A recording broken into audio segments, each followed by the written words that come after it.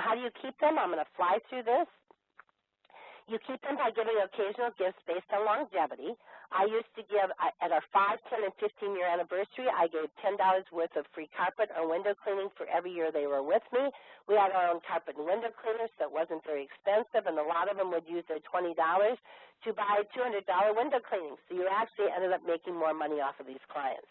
Also, try and give something every holiday, even if it's just a poem to let them know you appreciate their business, or you can give away a free task. So that doesn't cost you any money until the girls actually perform it. Keep your bids consistent. You don't want a new client to have been given one bid, they refer somebody else to your company a month later, and same size house, same number of bedrooms, same kids, and you charge that client $20 less than you charge the one that referred them. You're going to make that client, you're going to lose your repeat client, the original person. Follow-up calls should be made after the first and third visits every 6 months to a year thereafter. We did ours every year because about 400 of our clients had been with us forever and said, you don't need to call me, I'll call you. But you've got to call them after the first visit and the third visit, because most new clients say, my last cleaning service, you know how y'all are, you were great the first and second time, and it went downhill after that. Call them the first if it went great, assume the second one's okay, nip that statement in the butt and call them after the third cleaning, and then you're fine after that. What's more important is idea number 5, which is follow-up calls after any complaint. If you use response cards and there's a little itty-bitty thing on the bottom that says, I'd appreciate if the girls wouldn't turn the fringe on the bathroom carpeting, call them after the first cleaning after you got that response card and say, was this fringe straight this time? And call them at work. This is PR, so the cubicle person next to them or the person at the desk across goes, who was that? And they'll say, oh, my goodness, a little itty-bitty problem. They called to make sure it was okay. Wow, what great PR. That person, when they need a cleaning service, is going to go back to that person and say, who is that company that called you? And then also call them again after the third cleaning, because they straighten the fringe after the first one, assume it will be after the second one, call them again on the third so they can say the same thing to their office mates, my God, they called one more time. And then just tell them you're going to assume it's going to be okay unless you hear from them again. Idea number 4, have teams leave notes all the time. Personalize that team with that client. Hey, I saw you got a new couch. It's beautiful. It fits great in your house. Your new dog is so cute. Should we be treating him like your old dog? I love the new picture frame or whatever.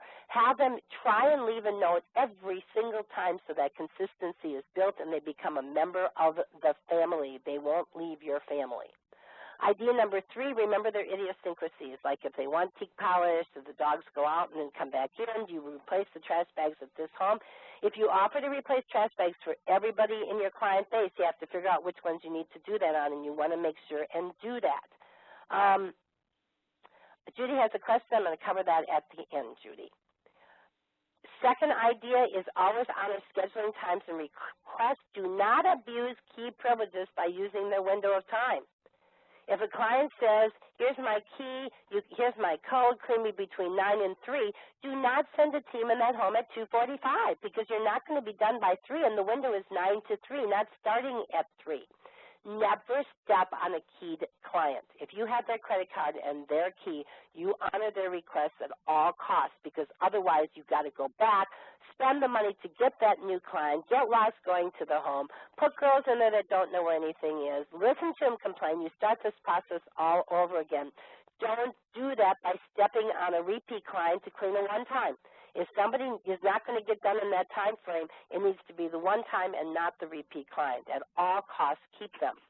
And my number 1 idea is use the same team each visit. The client is more comfortable with it. You've built that rapport. All the efficiency things I'm talking about do go out the window when you put a new team in there.